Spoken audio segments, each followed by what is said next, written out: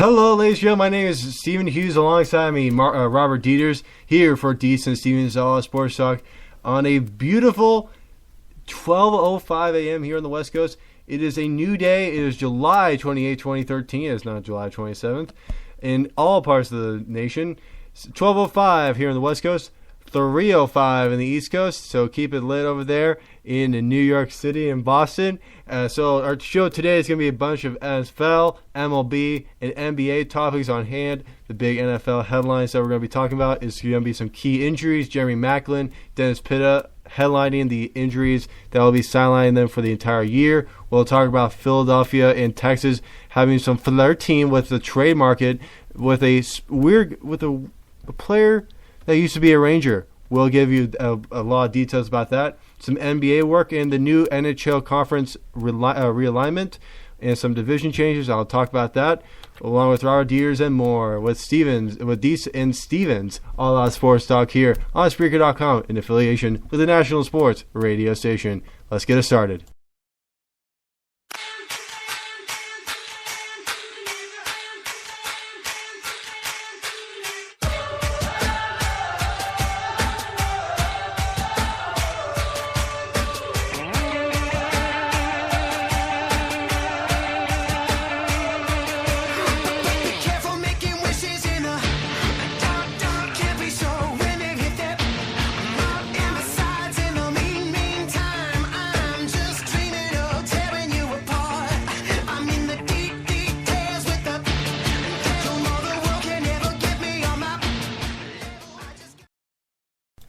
Hello, everybody. Once again, my name is Stephen Hughes. Alongside Robert Dieters.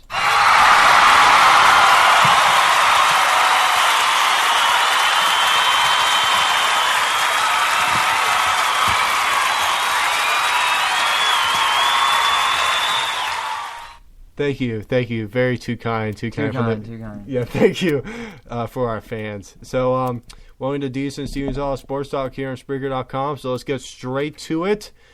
Let's go to the NFL now. And Robert, you got some news on some 3 players that will be out for the entire year, unfortunately, for their respective teams. Jeremy Maclin has a torn ACL.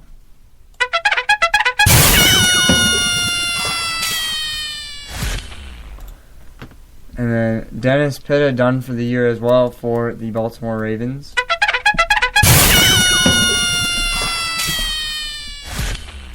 And last but not least, Percy Harvin is going to get a second opinion for his hip surgery. Does not look so well. Could be out for the rest of the season.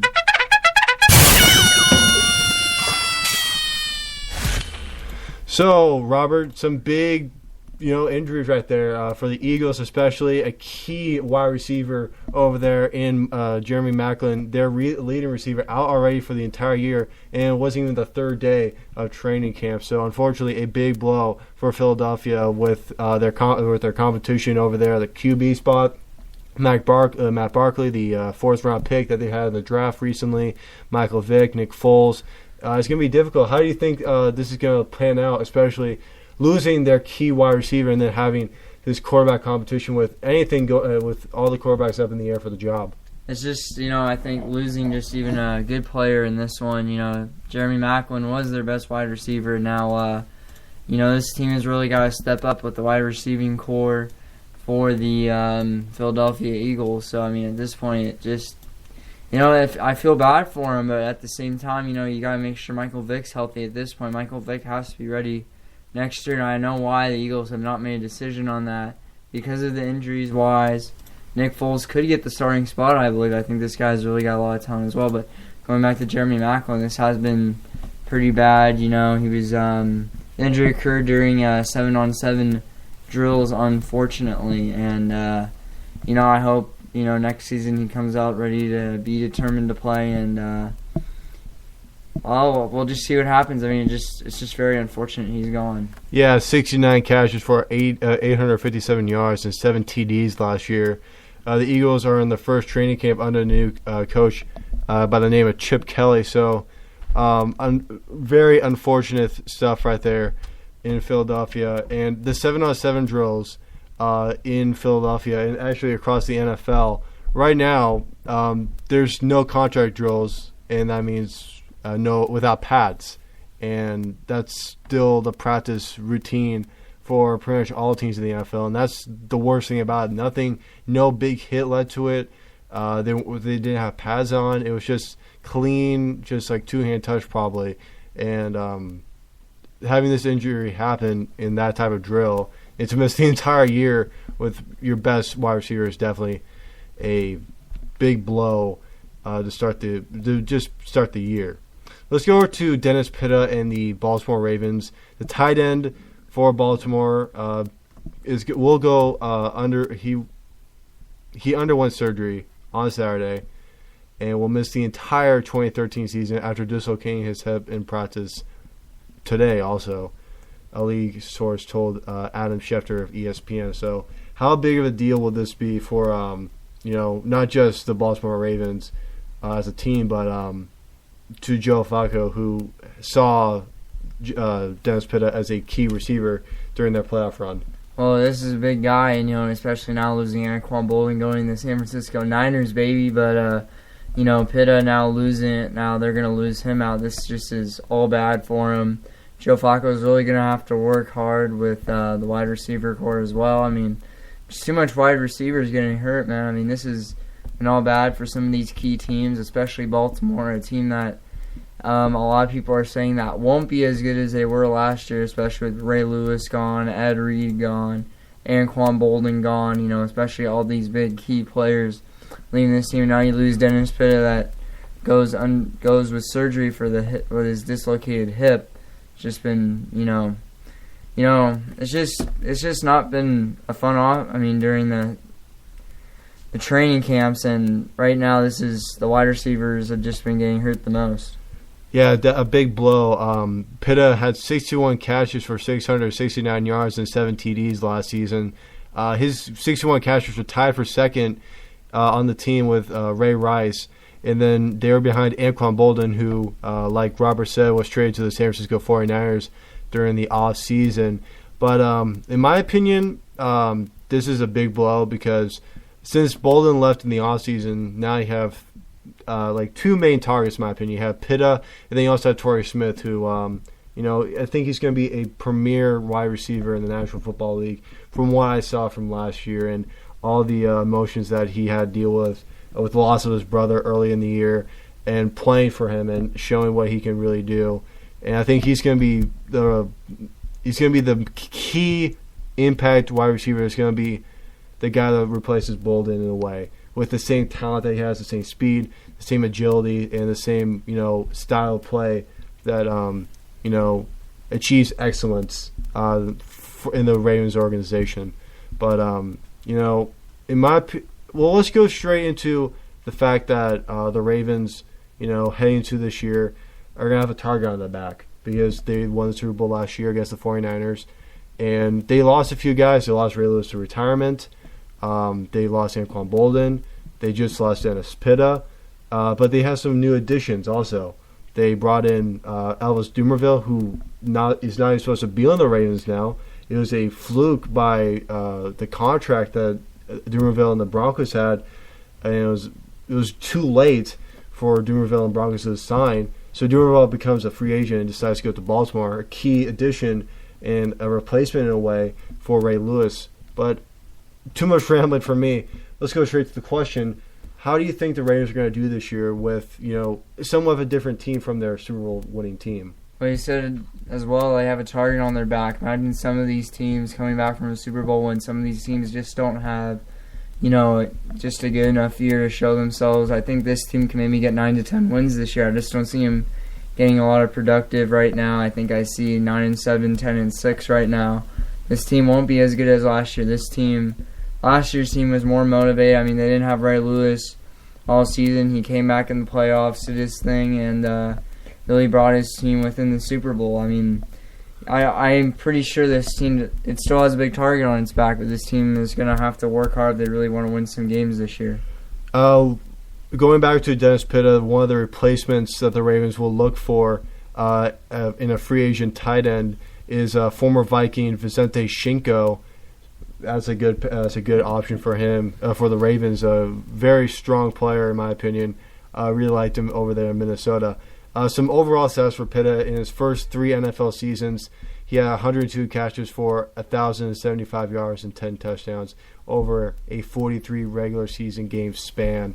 So definitely a big loss for Pitta and a big loss for the Ravens. And, let's go to the last guy that's been injured. And it's been an injury-filled training camp already in the NFL with some, big players. Let's go to Percy Harvin now, the new Seahawks wide receiver. He'll be getting a second opinion on his sore hip next week in New York.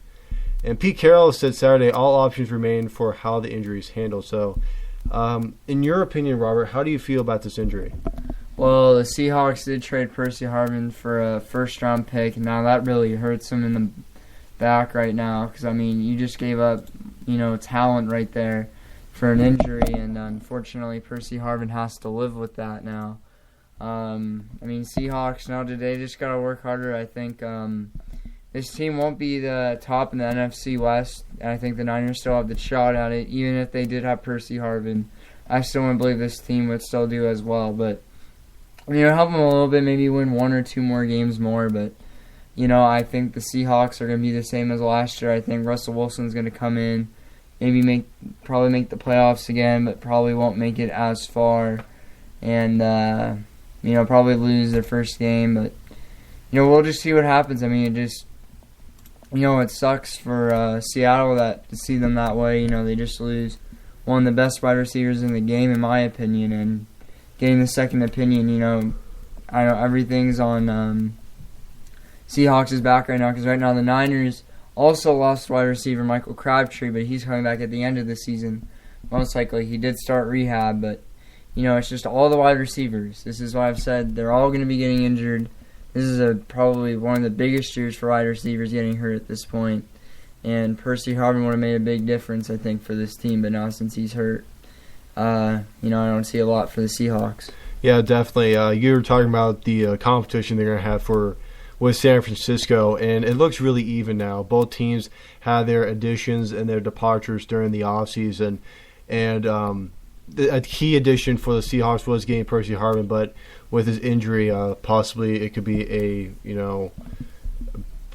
a bittersweet type of thing, and losing him for a few games and all that stuff. But let's go straight to the NFC West. Obviously, the 4 teams in the NFC West, they're gonna make a good challenge for, any of those 4 teams can make a challenge for the division title.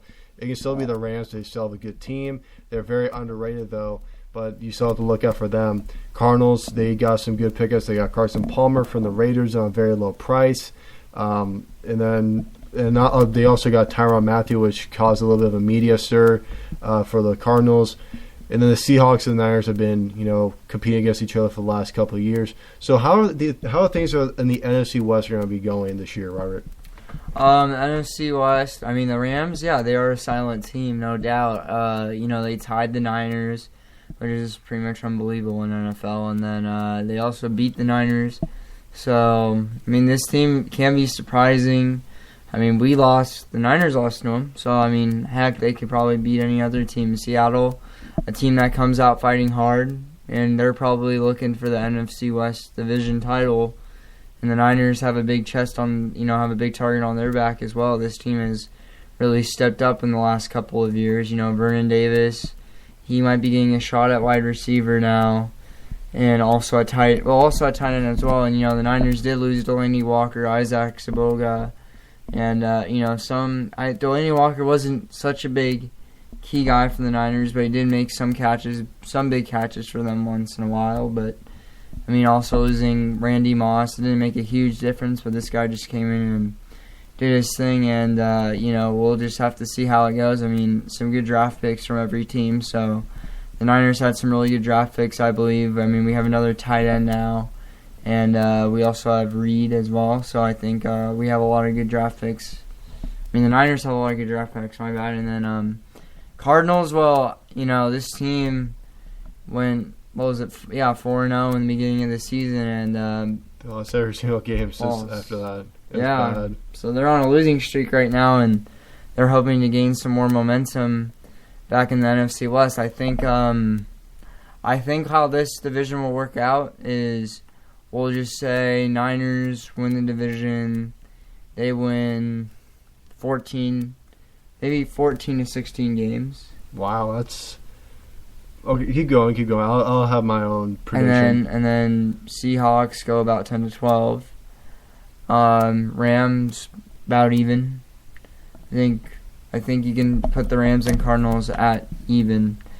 Well, actually saying, okay, so for the Niners, let's go, I would say 15 to 16. You want to make a definite number? Because 15 or 16, like... Okay, let's go 16. 16-0. You're thinking that as an undefeated team? Yeah. Very high standards from our Deers. And then for the Seahawks, so Niners are 16-0. That means the Seahawks must have 2 lost games, because of the Niners having to be undefeated. So I'm thinking the Niners could beat them. Okay. Okay, let me change that. 14 games for the Niners. So, okay, I got you. Now, 14-2 for the Niners. Second place will be the Seahawks. What are you thinking of them? Probably 11. 11? Okay. And then the whatever will be 3-4. But I think the Rams can win 8 to 9. And then I'm thinking the Cardinals will probably just be even. So I think the Cardinals and Rams will probably be about even. All right. Okay, so for me, Niners and Seahawks are going to tie. 12-4. That competitional? Wow. Mm-hmm. Very competitive. I'm thinking both of them are going to 12-4. They're very even teams. They're probably going to split in their season series, and I bet they're going to lose one division game against the Cardinals and the Rams. I can see the Seahawks losing to the Cardinals in Arizona. I can definitely see that happening. And that says the same for the Niners. I guess Niners lost a game and tied a game against the Rams, so expect a loss from one of their division rivals, excluding the Seahawks. And then the Niners have a very tough schedule, and think of that. They have a very tough schedule. They made it tough, and I'll give them like a loss or 2 from non-division foes and all that stuff. But and then the Rams and the Cardinals, they'll just be going in that order respectively, in that division. So let's go to a music break. A new music break. We're doing commercial breaks here. So Robert, when we come back. We'll be talking about MLB as Michael Young, former Ranger, might be going back. Alfonso Soriano coming back, making his return back to New York, being hitless. Miguel Cabrera hits a home run, his return back in the lineup for the Detroit Tigers, as well as Derek Jeter could start Sunday if he feels good for the New York Yankees. And we'll be back right after this music break.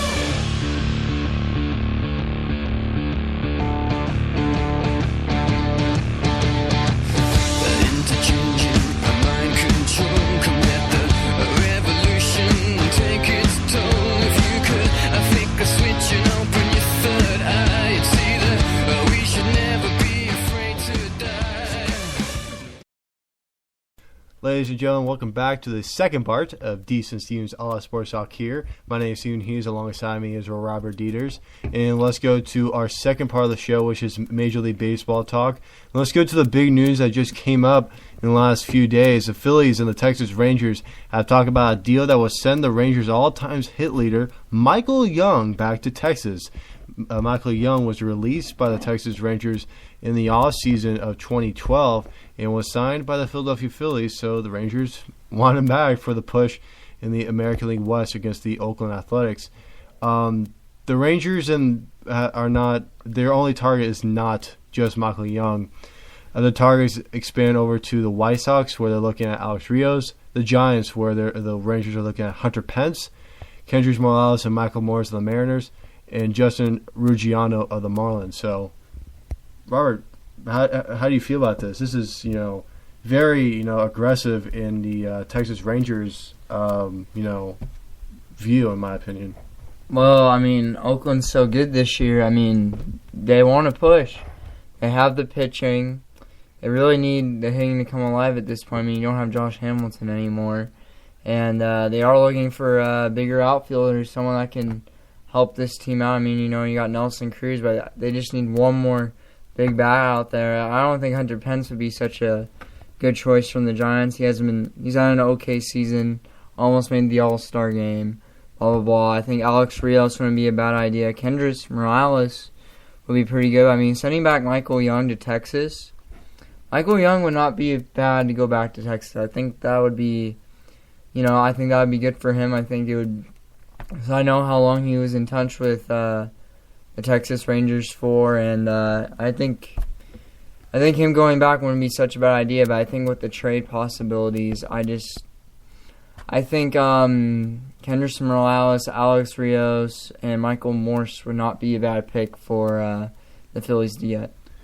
Yeah, I agree with you. But for the Phillies, their GM, Ruben Amaro Jr., he's been put on blast by the media about all these trade rumors and stuff, and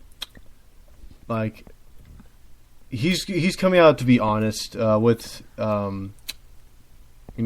his players that could be on the market, probably like Chase Utley, Cliff Lee, Michael Young, Carlos Ruiz, and Jonathan Papelbon, and he's being honest about those. They can be possibly traded heading to the trade deadline in a few days. But I like the Rangers being aggressive, but at the end of the day, I still feel like the A's are going to be the dominant team with their small budget, with their small salary cap, and they're kind of like a family in a way. Like they're a family of great players that are very underrated, and they are willing to play at a low price in Oakland, and they'll play just to win, to go to the playoffs, and that's what they showed us in 2012, and I think that's what they're going to show us in 2013 in the postseason. And like you said earlier in my latest show on Steven's All Baseball Show, you said they're probably an ALCS team, and I definitely agree with you. They could possibly be a World Series team, but the A's need that one player, and they can't be really aggressive because of their money. So, but definitely the Rangers are being aggressive, and I like your statement right there, but Hunter Pence going to the Rangers, that's a no-no for us. No. Mainly because we're Giants fans. We're Giants supporters. We won't like to see Hunter Pence being traded. He's a great player. That's the last thing we need. Oh, yeah, definitely. So let's go to Alfonso Soriano. Robert, take it away. Alfonso Soriano getting traded back to New York from Chicago. Chicago, a team that really wanted having a new way of style now, and Alfonso Soriano wasn't a part of that system for Chicago anymore, and they just wanted to train him back, and a lot of money that Chicago has to pay for Alfonso Soriano's contract, and I'm just asking myself, I want to ask you this, why did the Cubs want to get rid of Soriano, and then they want to pay all his money now? Oh yeah, I heard about the $17 million of the $24 million on his contract. $17 million of that contract, the remaining contract the Cubs have with him, they're going to pay for it, and $7 million are going to the Yankees into paying for Soriano. That's very, very strange. But the Cubs have the money, and they could perfectly do that. But I kind of like the Yankees getting Soriano.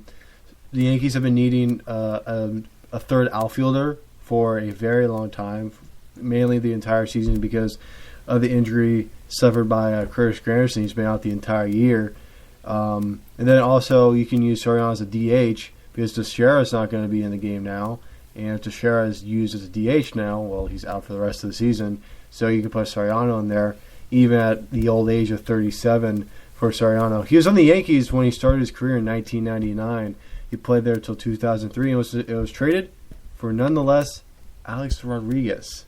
How do you feel about that, Robert? A little bit of history in the making over here for, a star player and A-Rod for, a star player coming back. It was really interesting. Yeah, when I saw this trade, I'm like, wow, Alfonso Soriano was traded in exchange for Alex Rodriguez for the Yankees, and now it's really interesting for Alex Rodriguez, now because he's down in minors and he has rehab assignments, and now he's part of the biogenesis. And really interesting now coming back, and also the Cubs also getting Class A pitcher Corey Black, which is very interesting. And as I said before, I asked you the question about that $17 million. The Cubs, a team that hasn't won a World Series in over 100 years, but also hasn't really improved from that either. But I just have a lot of friends that are Cubs fans. A lot of people like to talk about, because they get butthurt. Because I think, I think the Cubs are gonna beat the Giants, and we're. They took 3 out of 4. I need the Giants to win tomorrow. I know the Giants lost 1-0, and some history in the making, huh? 4 games that were 1-0. Yeah, no, a very weird day in Major League Baseball. 7 shutouts, and 4 of them were 1-0 games. That tied a record for a single day in Major League Baseball history, if you did not know that. So a very weird day in Major League Baseball, but for the Giants getting shut out by the Cubs. Last year, that's impossible. This year, that definitely is a possibility. We're struggling with our injuries and stuff. But let's stick with New York, and let's talk about Derek Jeter. Oh, one more thing about the Yankees before we get into Derek Jeter. Yeah, all right. Home runs have been a problem for the Yankees, which have not been a problem with them for past years. A couple of days ago, I heard from ESPN it was 7 days since they haven't hit a home run, something like that, and it was since 1984 that's ever happened to them. So it's been a really long time for them since they've hit a home run. And for the Giants fans, we're 7 days? Are you kidding me? We can just use offense. As long as we get doubles, triples, even singles, get RBIs in, we're fine with that. The Yankees are making... ESPN made such a big deal about this, and I'm like, really? You guys don't have to make a big deal out of this as long as they're hitting the ball and having a lot of offense. But the Yankees have really struggled with out late because of all the injuries. Kevin Youkilis, Curtis Granderson, A-Rod, right? I know. Jeter. Perfect. So let's move on to Jeter, though. I really want. And then actually, I'd like to add one quick thing about the Alfonso Soriano. I saw a stat similar to that. Here's another stat. He says there's a full week that the Yankees did not hit a home run. And in the month of July, Soriano has hit 8 home runs in the month of July. The Yankees, as a team overall, has hit 7. Think about that. Interesting. Ooh, numbers never lie. Watch that show on ESPN. It's a great show. Let's go over to, another New York story. Let's talk about Derek Jeter. He could possibly start tomorrow. He needs to feel better when he arrives at Yankee Stadium on Sunday. So, let's go to you, Robert. How do you feel about that? I feel pretty good, and unfortunately, Travis Hafner, on the other hand, is headed to the disabled list, and very unfortunate for the Yankees once again. But, Derek Jeter, the captain of this team, the guy that's been here pretty much his whole life, and I can't wait for this guy to come back, and I hope he comes back tomorrow. The Yankees lost 1-0 today against the Tampa Bay Rays. Not very fun, no offense for him that game. But Derek Jeter, a good defensive guy, and a guy I think that could get a lot of hits for this team. Maybe not a home run hitter, but He just needs to start getting hits, starting getting this offense going, get his teammates rattled up. And, Steven, I'm going to ask you this question. Can the Yankees come back? They're not that far back behind, really, in their division against the Tampa Bay Rays. Do you think they can come back with Derek Jeter and possibly A-Rod coming back? Well, I could say yes or no to that. It's really hard to tell as of right now. The AL East is dominated by the Rays. The Rays are on fire. It's not even fair how good the Rays have been. They're the surging Rays. Their pitching has been the reason why they have so much success on the year. And the Yankees have been struggling also. They're 3-7 in the last 10.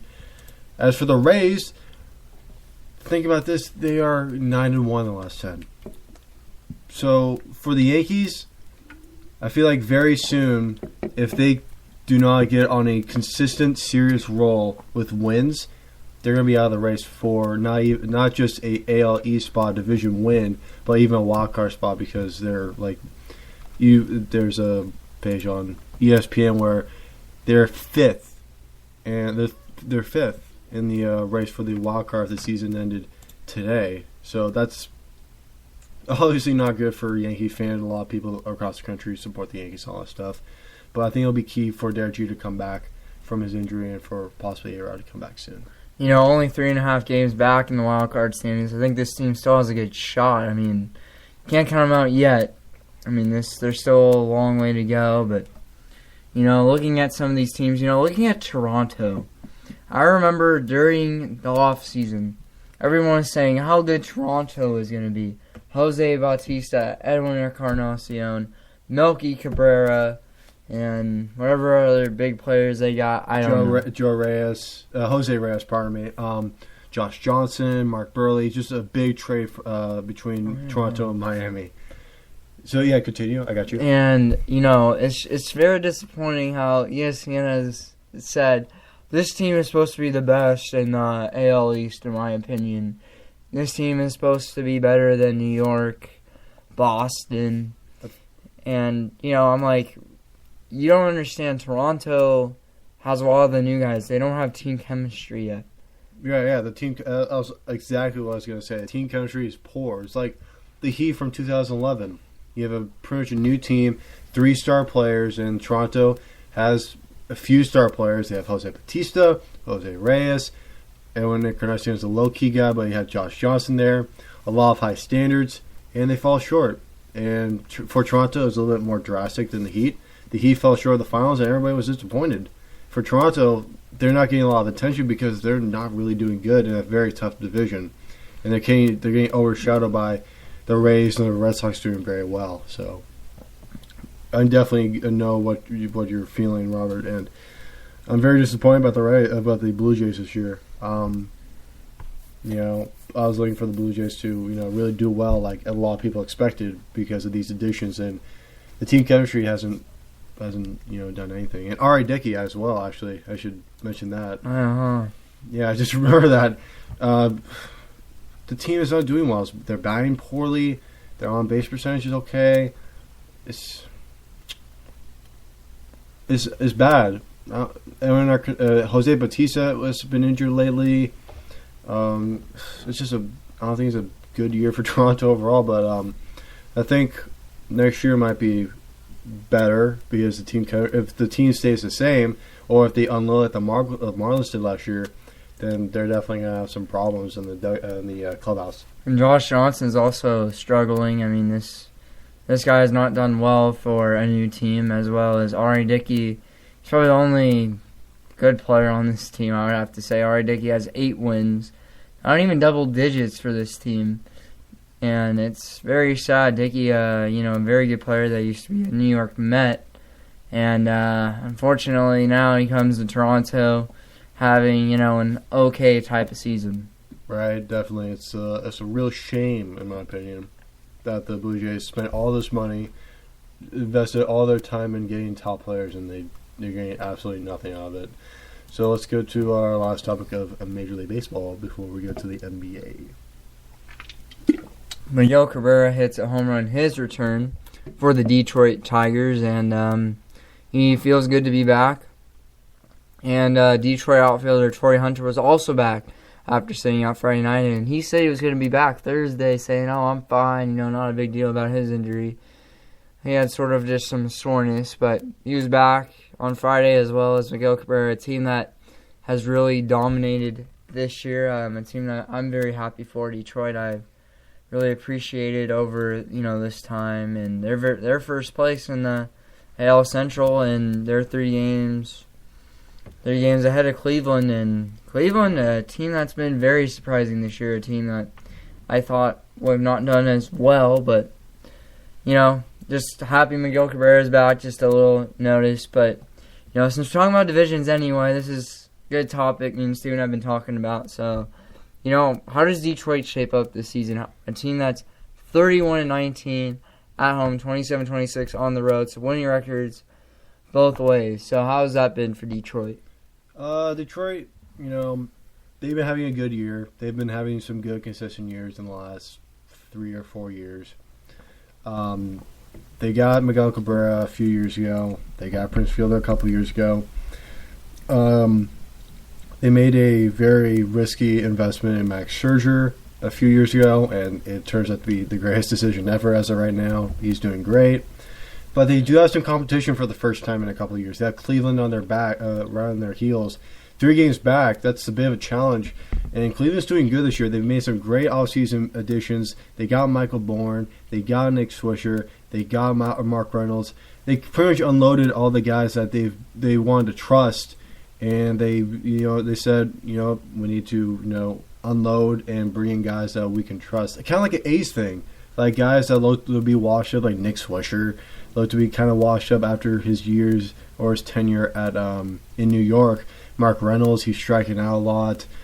And then the surprise of Michael Bourne, giving him a good amount of money and, making Cleveland a team to be reckoned with, probably in the wild card, because I don't think they're going to be able to catch Detroit. But Detroit will probably win the division again, but I'm going to look for Cleveland. I'm going to pray for Cleveland to make a possible run for the wild card, but it could be possibly taken by 2 AL East teams as of right now, because Boston and Baltimore are in the lead. Let's go to AL West. Might as well. Oakland 5 games ahead of Texas. Texas, a team, as we said before, looking for Michael Young to come back, maybe a possibility. And, Texas, a team that I don't think this team is going to be, doing that well, in my opinion. They're just going to be falling behind. Oakland, over 60 wins this season. This team has been pretty impressive to me. A team that also last year really proved themselves, winning that AL West, unfortunately losing to Detroit. Eventually making the World Series, but the Giants beat them. Oakland, I think, is going to shape out this AL West. All their young talent, of course, and they also have Bartolo Colon, probably the oldest guy on the frickin' team. So, Seattle stinks. Los Angeles Angels, they could be a lot better. They could, but what we talked about before, team chemistry. Yeah, they don't have that. It goes right back to team chemistry again. They don't really have it. Plus the hype that they have in a high market in Los Angeles. Once you sign big guys like first Albert Pujols and C.J. Wilson a couple years ago, you're going to get high expectations. Then you got Josh Hamilton, then the sky's the limit, supposedly. And you guys are supposed to win 110 games and all that stuff. But, losing to Oakland today, losing Oakland yesterday, it's, it definitely says to everybody that, look, our team isn't good. Like, we have great guys. We have Mike Trout, Mark Trumbo, who's a good power hitter, Josh Hamilton, Albert Pujols. You have a good pitching staff. You have Jared Weaver. You have C.J. Wilson.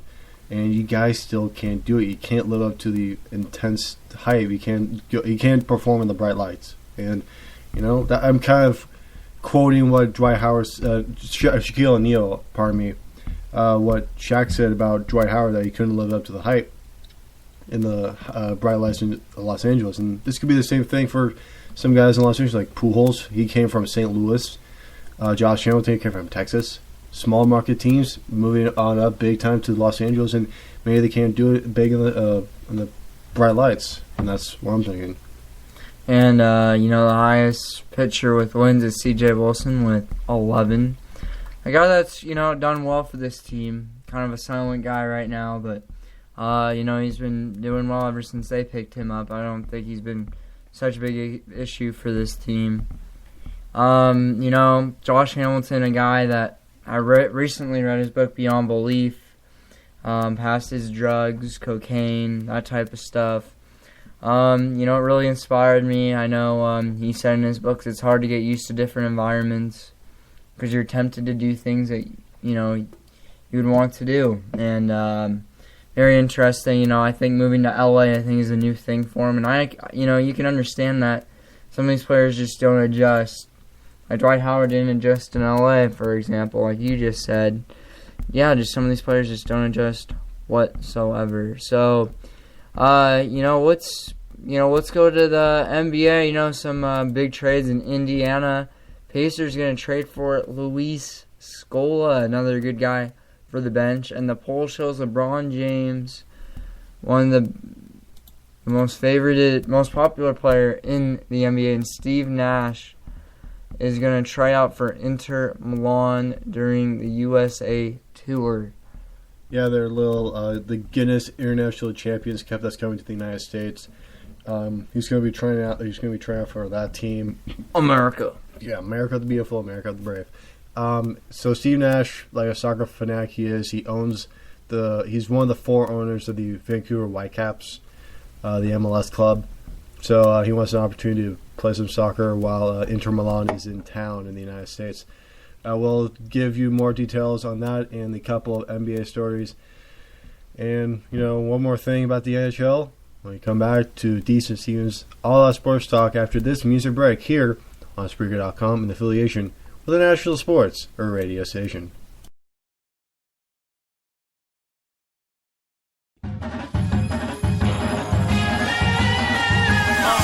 First verse, I'm armed till I'm on an island. My life's riding on an autobahn, on autopilot. Before I touch dirt or kill y'all with kindness, I kill ya. My natural persona's much worse. You've been warned if you've been born or if you conform. Slap up a cop and then snatch him out of his uniform. Leave him with his socks, hard bottoms, and bloomers on. And hanging by his balls from the horn of a unicorn. Y'all niggas intellect mad slow, y'all fags know.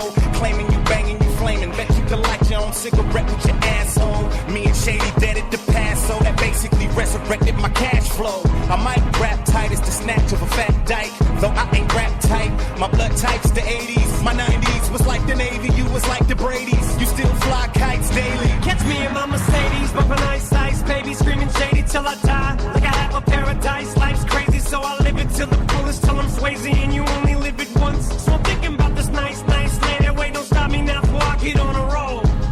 Let me tell you what this pretty little dame's name is, cause she's kinda famous, and I hope that I don't sound too heinous when I say this. Nicki Minaj, what I wanna stick my penis in your anus. You morons think that I'm a genius, really I belong inside a tank, insane asylum. Can't I draw them trailer parks crazy? I am back and I am razor sharp, baby, in this back with a capital B with an exclamation mark. Maybe you should listen when I flip the linguistics, cause when I rip this mystical slick shit, you don't wanna become another victim of statistic of this shit. Cause after I spit the bullets, I'ma treat these shell cakes things like a soccer ball. I'ma kick the ballistics, so get this dick, I'ma live this life in the fast lane. Moving at the speed of life and I can't slow down. Only got a gallon in the gas tank. Hello, I'm back, and welcome to Deits and Stevens All Out Sports Talk, affiliated with Spreaker.com and with National Sports. I'm your host, Rogers, alongside Steven Hughes. Let's go to NBA. Poll shows LeBron James most popular player in the NBA. Surprising, and, I'm not a big LeBron James fan. He was good when he was with Cleveland. That's when I liked him the longest, and, ever since he went to the Heat, now he's been winning championships back to back. Now this guy, he's not going to play for USA anymore because he's played 3 years for him. And I really don't have a lot to say on this, to tell you the honest truth. I like watching the Warriors because they're my favorite team. I love watching Steph Curry. This guy's going to be a beast. Underrated all-star, and I think everyone, I think all that Miami Heat Nation just voted. They just want to vote for LeBron James. How about you, Steve? What's your opinion on this? I say this doesn't make really a difference. Like, all right, fine. It just tells us that everybody likes LeBron James. Yep, he's on the NBA. He's on the cover of NBA 2K14, which in the last couple of years for the NBA 2K franchise, that's what they call it. For 2K13, 2K12, and 2K11, it's been Michael Jordan. I'm like, oh, so LeBron James is supposed to be in comparison with Michael Jordan. People just bring up stupid questions and stupid opinions about stuff, but LeBron is a once in a few decades player. He's very good. He's an overall athlete. He can play football. He can play baseball. He can do whatever he wants. But he just sticks with basketball, and he does extremely well at it, and no one can really stop him. And people just saying that he's their favorite player. Yeah, sure, he is the best player in the league. Why won't you like him? He plays the game right, and yeah, like Robert, I don't really have a lot to say. That's what I really had to say about it. It's great that LeBron's a popular NBA player. I think it's been the case. It's been that, in that position for a few years since he went into the bright lights of South Beach, Florida. Congratulations. Congratulations. You want a cookie, LeBron? Okay. So let's go to a trade that happened, kind of a big trade. No, it doesn't have to be big, but it is big. Are you kidding me? You know what? Okay, fine. Let's call it big. The Phoenix Suns have traded forward Luis Scola to the Indiana Pacers for forward Gerald Green, center Miles Plumlee, and a lottery-protected first-round draft pick. Scola, a 6'9" forward from Argentina, played his first 5 NBA seasons with the Houston Rockets before coming to Phoenix a year ago when the Suns submitted the winning bid under the league's amnesty rule. He appeared in all 82 games for the Suns, averaging just under 13 points per game and just over 6.5 rebounds.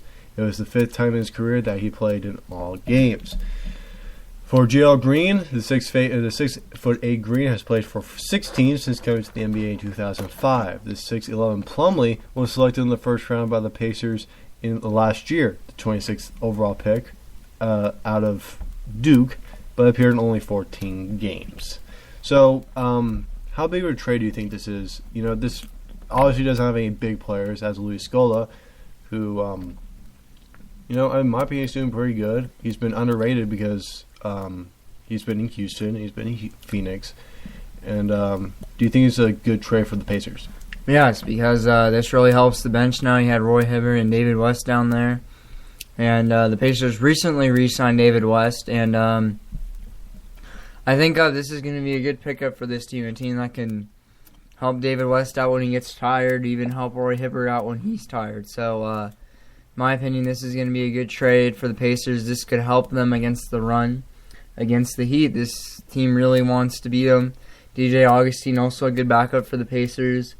So, you have some really good bench players now, both on the bottom, on the down low, and at the forward spot. Right. The Pacers have shown interest in Scola dating to his days with the Rockets and have made it clear since the Game 7 loss to the Heat in the Eastern Conference Finals earlier this year that they would try to do anything they would to close the gap and getting, Luis Scola. And Scola will be joining the 2 starting big men for the Pacers already, Roy Hibbert and David West. And I think Luis Scola will be the great 6th man that the Pacers kind of had. They didn't really have with a big man. They had a 6-man in the, in a front court guy. Pardon me, backcourt. And God, I forgot his name. It wasn't Gerald Green. You don't remember? Who are you talking about? Guard. Kind of an old guy. Ugh. George Hill. There you go. Yeah, George Hill. There we go. I'm pretty sure that's it. Yeah, perfect. Thank you, Robert. You got my man here. But George Hill was the backup as the sixth man for the backcourt, and there wasn't really any sixth man for the front court. It was just Roy Hibbert, David West, and kind of Tyler Hansbrough, but he didn't really step up to that position. But I think Louis Gold will definitely do that since he's coming to the Pacers. So let's go to our last NBA, little segment. It's kind of a mix between the NBA and soccer or football if you're in any other country but the United States. Steve Nash believes that it is right to try out for the Italian soccer team, or soccer club, I should say. I'm so sorry. I'm so rude. He's going to try out for Inter Milan, the football club out of Italy. Before the storied team opens play in the Guinness International Champions Cup tournament that's coming to the United States this week. The tournament features 8 club teams, which is AC Milan, Chelsea, Everton, AC Milan, Chelsea, Everton, Real Madrid, Inter Milan, LA Galaxy, Juventus, Valencia FC, and one more other team that I'm Real Madrid, Everton, I think. I didn't say that. Yeah. Hey-oh. But those 8 teams are in a little bit of a tournament, and the champion will be crowned in Miami Gardens or the Orange Bowl. Same thing. But, Steve Nash, I've known that he is a fanatic about soccer. Like I said earlier, one of the 4 owners of the Vancouver Whitecaps.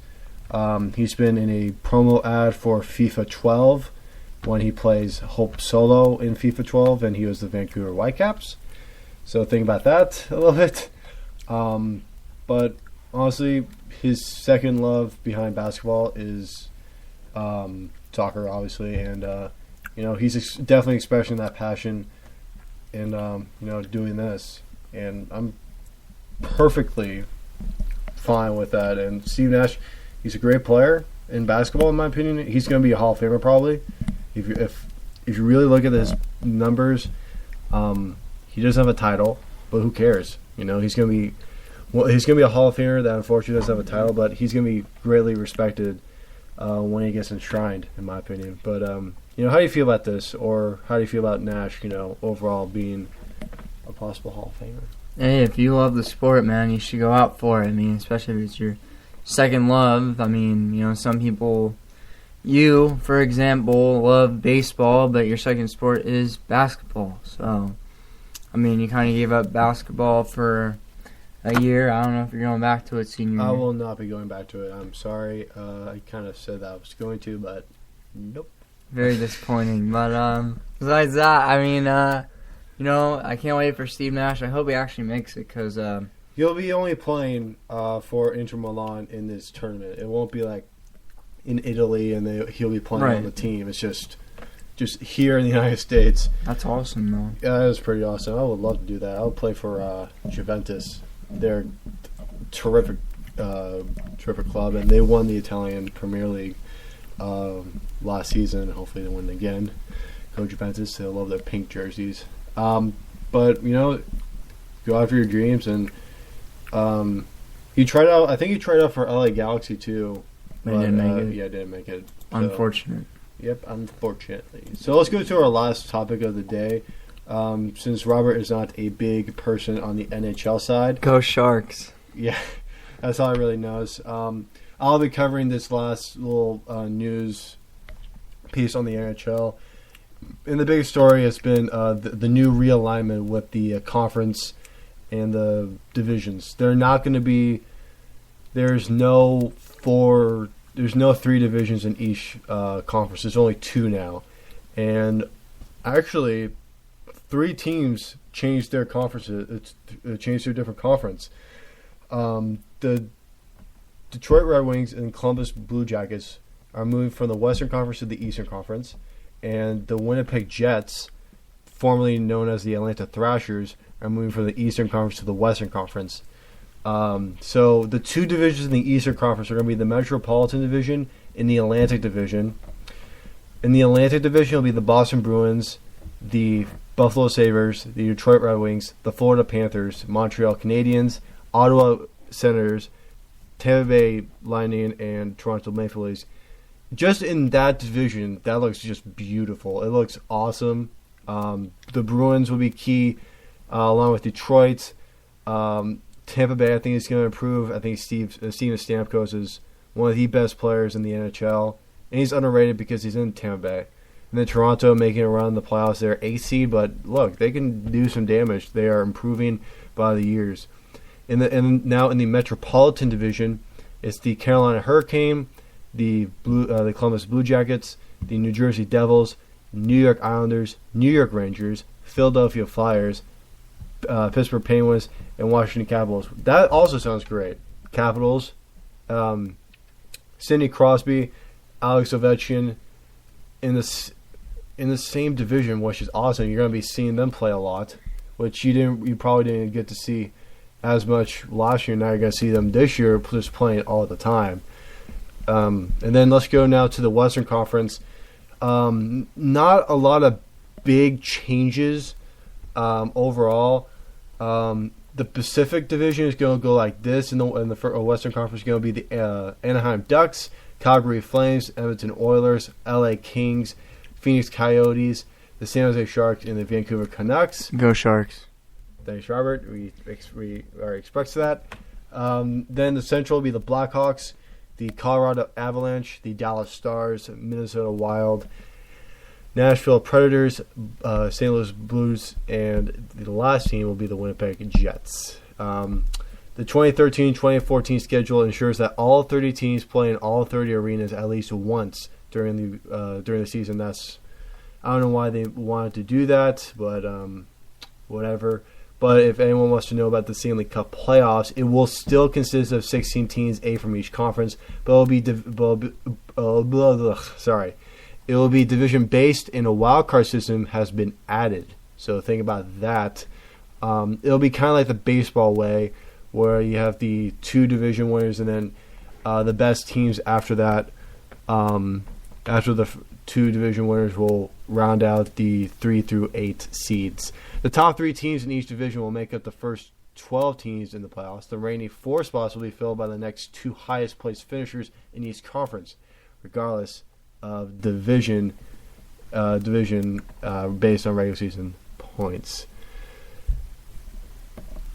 Let's go to arena football. Sweet. Arena football. Okay, just letting you know, guys, since we're going to be wrapping up the show soon, and it's very late, but hey, let's see what we got in the Arena Football League in the Net 10 Wireless AFL. So Sabercats include 2013 regular season with wins 65-40 over the Arena Rush. And they are in the playoffs, so let's go. Chicago. Oh yeah, Chicago Rush. I don't like saying Chicago, but whatever. Arena Rush. I don't like Chicago anyway, but go playoffs, and Sabercats, me and Steven been going this. Unfortunately, Steven could not make the frickin' time to go, but oh well. Besides that, I mean, we've had a great show tonight. I love it here, and yeah, we've had a great show here, and before I give the final duties to Robert Deers, I'd like to thank everybody for listening. Like us on Facebook on the National Sports Radio Station. Also follow us on Twitter and here on Spreaker.com. I'll be doing a Stevens All Out Baseball show when I'm away in Lake Tahoe. So baseball. Yeah, thanks. I'll do my Stevens All Out Baseball show at Tahoe, so it'll be a little bit special for me. I'll be doing the high altitude, and I'll be having fun there. If you guys know that you're going to be in Lake Tahoe, if you want to meet me, hook me up. If you're a chick, well, it makes it double the points. So, especially Bailey. Oh, thanks. Yeah, I think she's really going to know that we do these shows. But anyway, thank you very much for listening, guys. Thanks for supporting us. And keep listening to us, as we're going to have a lot of shows coming our way in the next couple weeks, heading up to the broadcasting camp called Play-by-Play. That'll be hosted at UCLA, and we're going to be seeing we're going to be listening to a lot of shows coming from Robert Dieters, Cameron Sadeghi, Jason Garline, and the rest of us. I won't be going, but I'll be still doing shows and talking to them in spirit. Hallelujah. Robert Dieters, take it away. Yeah, SBC will be coming up soon, guys. So, we're going to have our big shows, 3-hour shows.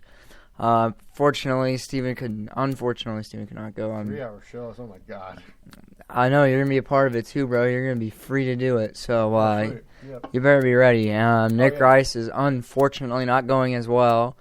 No Sam Rosen. Yeah, that was just an update, unfortunately. That was just recent? Very recent. Oh my God. Yeah, I'm disappointed too. Don't worry. We got Jacob Seuss, Jason Gerline, Carl Mogline, Nick Aguilera. Carl Mogline is doing the 50 states of sports. James McDaniels is the new guy, the newbie. The newbie. There we go. He's coming over. Who else we got? We got and then. Is Andrew Goldstein? Oh, no, he's not. He's going to the Boston division. He was already there. He had a great week, I heard, and Nice. he'll be with us too as well. We'll have also Matt as well. Lamar Gafford will be a part of our shows as well. A guy that has a pretty good job, and Steven just showed me a funny photo over here, but we can't wait for you guys. Like us on Facebook, Twitter. Twitter is National Sports 1. And like us on Spreaker as well. Me and Steven had a great show tonight, and we can't wait to see you all next week. We are out.